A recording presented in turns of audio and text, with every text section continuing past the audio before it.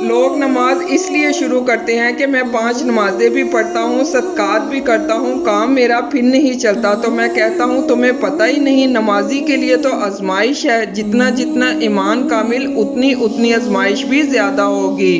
اور یہ میں اپنے پاس سے نہیں کہہ رہا، حضرت ابو سعید خضری رضی اللہ تعالیٰ عنہ فرماتے ہیں میں نبی پاک صلی اللہ علیہ وآلہ وسلم کی خدمت میں حاضر ہوا اور حضور کے دستے مبارک کو چومنے کے لیے میں نے اپنے ہاتھ جب آگے کیے تو تپش تھی، تیز بخار تھا نبی پاک کو۔ حضرت ابو سعید خضری رضی اللہ تعالیٰ عنہ ارشاد فرماتے ہیں میں نے عرض کیا یا رسول اللہ اتنا تیز بخار؟ حضور فرمانے لگے ہم پر جو آزمائش آتی ہے نا انبیاء پر، وہ عام لوگوں سے 2 گنا زیادہ آتی ہیں، یہ تو لاڈلے ہیں، یہ تو محبوب ہیں اللہ کے۔ فرمایا عام لوگوں سے 2 گنا زیادہ آزمائش آتی ہے، لیکن فرمایا ہمارا رب کریم ہمیں اجر بھی 2 گنا ہی زیادہ عطا کرتا ہے، سبحان اللہ۔